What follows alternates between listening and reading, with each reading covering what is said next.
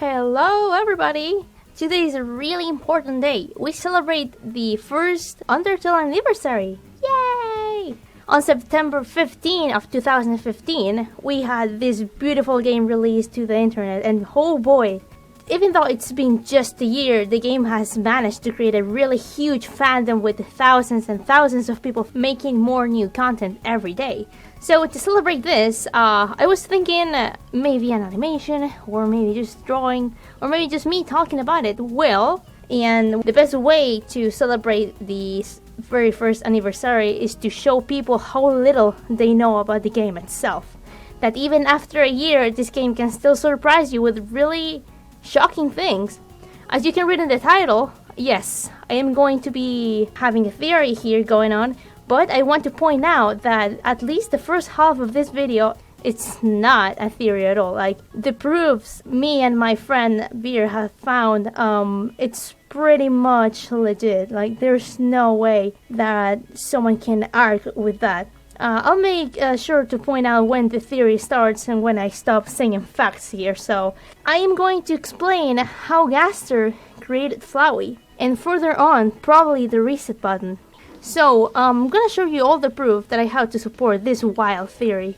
Warning though, there are some big spoilers ahead. So if you wanna, enjoy Undertale as a game, I recommend you to play it first before watching this video.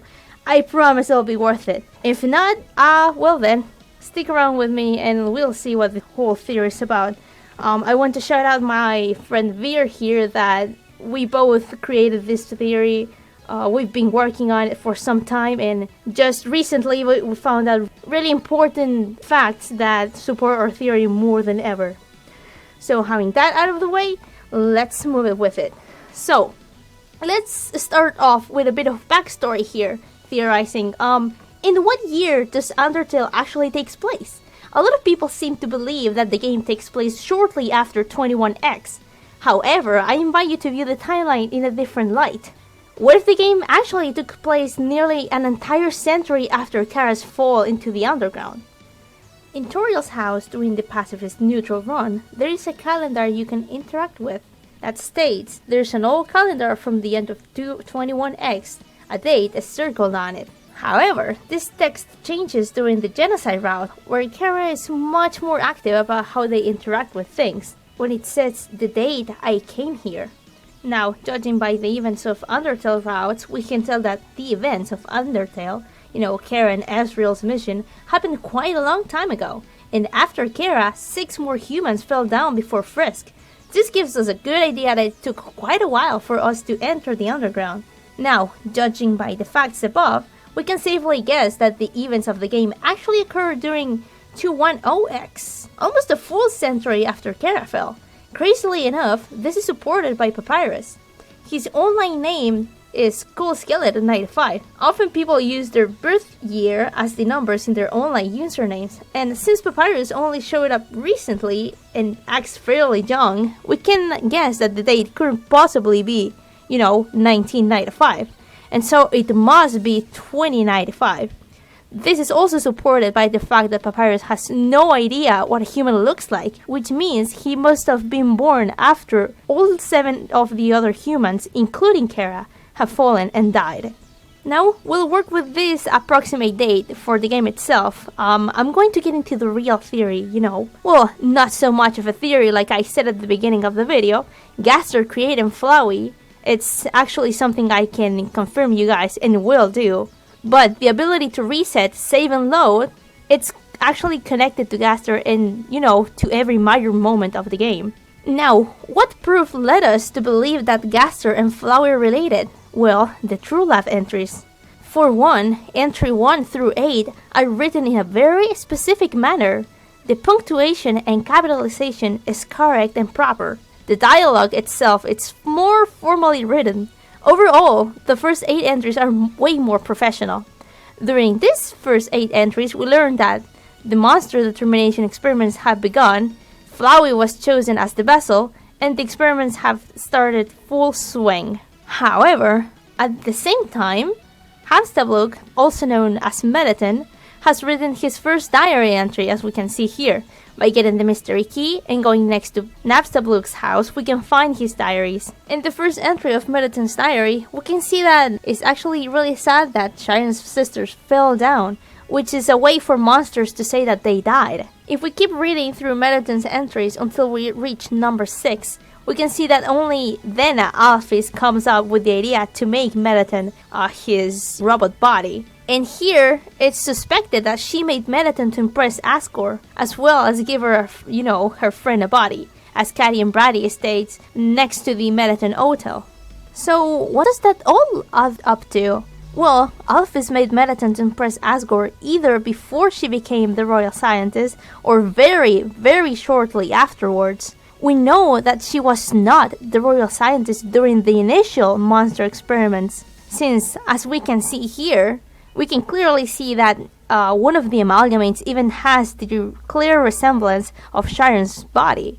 This means whoever was the previous royal scientist had started the experiments and chosen Flowey as a vessel. And who could that be? It was Dr. W.D. Gaster. Further proof is that Gaster will know who Toriel is. Here, as we can see in entry 8, it clearly says before the queen left. Alphys has no idea who Toriel is in the end of a pacifist route. She even confuses her as a second Asgore. One thing I forgot to mention earlier is that, as we know, the golden flowers appeared when Kara and Azrael died. And considering the time that these entries were written, we're talking about someone who was there before Kara died, and that actually knew Asgore's garden before all these flowers even began to grow. So there's no way that Alphys could have known which one was the first flower, only someone who was there when it actually happened. So now, we've proven that Gaster started the experiments on Flowey. Alphys, of course, made a part in it, but Gaster chose the vessel covered in Azrael's dust. This is where the theory gets a little wild. Now, we know Gaster disappears after True Love entry number 8. The writing style dramatically changes from entries 9 to 13. Just by having a small comparison between one of these entries, you can clearly tell that this was not an accident, that the entries were written this way for a reason. Now, in entry number 11, we can confirm that Alphys is the author. This one shows that Mettaton has a relationship with the author of the entry, proof that this style of writing is done by Alphys. However, entry 14 and 15 are written differently than either 1 to 8 or 9 to 13. It is my belief that the author of these two entries is none other than Sans. Now, we know Sans and Alphys know each other from the epilogue after the True Pacifist ending. Here we see a dialogue. Alphys knows Sans well enough to predict what he'll say. Sans reacts quickly and covers it up with a joke, but the proof is there. Sans has also given Alphys dog food, proof that he knows endogyny, and he probably even fed the amalgamate dog. Now, using this, it is very easy to speculate that Sans wrote entry 14 and 15, placing him as a scientist in the True Lab. We know that Sans is into science, based on his owning of physics books and his own laboratory behind his house. Now, entry 17, this is quite interesting because there are two entries 17. We're gonna call 17.1, which is written by Alphys, and 17.2, which is with no doubt recorded by Gaster. Recorded, you say? Yes, recorded. Entry 17.2 is read to us when we find it in the game files, because what we, as the player, know as game files, monsters know it as the void. What Gaster is doing in the void is impossible to tell, but there are some things that occur that makes us believe he did not stop experimenting. We'll get back to his experiments in a moment. First, we have to find out, why didn't Gaster die from his accident? Whatever that may be, right? Well, I have two beliefs. One, he may have injected himself with determination, or whatever experiment he was making had to do with determination. Now, every monster filled with determination becomes a goopy blob of what it once was. The model we believe to be Gaster inside the Grey Door looks quite goopy. This being would have had parts of himself dripping off. whenever the accident occurred and he fell into the core, he was erased from the timeline. What happened to these blobs of Gaster? Well, one of Gaster's followers gave us a really good idea of what can happen to it. He even says he's holding it in his hands. So these parts that dripped from Gaster when the accident happened that stayed in reality tried to become him again, but of course not having enough substance, forming again didn't work. So they could only form the head. Now, it could be a complete coincidence, or maybe it was just Toby trying to creep us out by having one of Gaster's followers holding a piece of him, but this is supported even further by a monster we encounter in game. This amalgamate is called MEMORYHEAD. This amalgamate is quite unique. Its act options are very similar to our own. But why could that be? Only the being that has more determination can have this kind of options, right? Now, we know that after Gaster's disappearance and Alphys' arrival, when Flowey was awakened, there had to be a gap of time. And who had the most determination in that time? Well, I believe MEMORYHEAD had it. Now, the amalgamate can't even talk properly, so it wasn't able to exactly control the timeline, but he had the options to.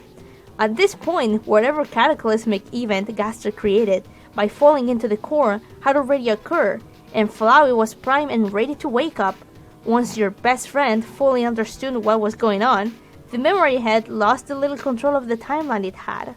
Now that we have some proof that Gaster was either injected or got caught into the accident with determination, let's take a look at why he's responsible for the ability to reset. So, we know that before Gaster's accident, no human was able to reset. None of the 7 human children were able to save or load. Not even Kara, whose soul is a determination soul, just like Frisk's. Not even the humans on the surface can reset, and that's because there's one difference between the surface and the underground, and that's the core, the place Gaster fell into during his accident. If we put this in a whole timeline, we can see that before a certain event that happened, there was no ability to reset, and clearly from this point on, there is an ability to reset, save, or load, and it only works in the underground. Now, even the Gaster followers mentioned that Gaster fell into the core. This machine powers all of the underground, from the first time we entered to the ruins to Asgore's garden before the exit to the surface. The moment a human enters the underground post Gaster accident, if they have enough determination to override whoever has the power at the current time, they gain the power to reset. This makes it so that only the underground is caught in the save load reset paradox after Gaster's accident. To sum it all up, Gaster created Flowey. He got caught in the accident with determination or injected himself with it before falling into the core. This caused the underground to enter a time paradox where whoever has the most determination gains control over the timeline. And well, that's the theory that me and Veer made for this Undertale anniversary. Having this said, I also realized a couple of fun facts, like for example, I can say that the core wasn't something that Gaster thought of create from one month to another. The core is actually really old.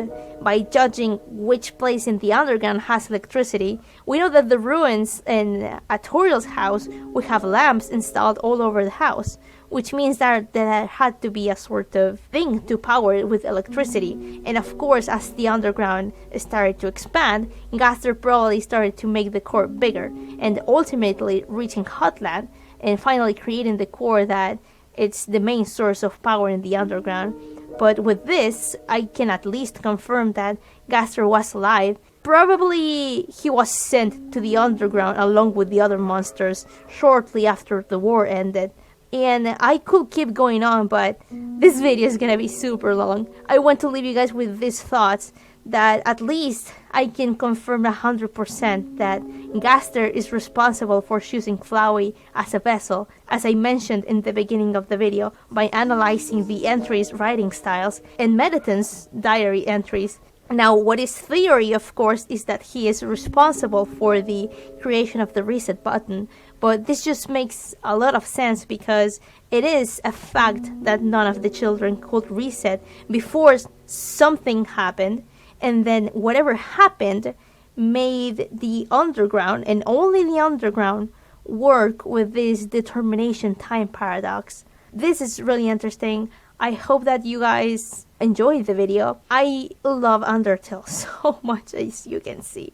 And for this anniversary, I thought that it was a really good way to celebrate it by showing you guys that even after a year, this game has a lot to offer yet. Thanks to Toby Fox for creating such an amazing game, and I'll see you guys later. Bye bye.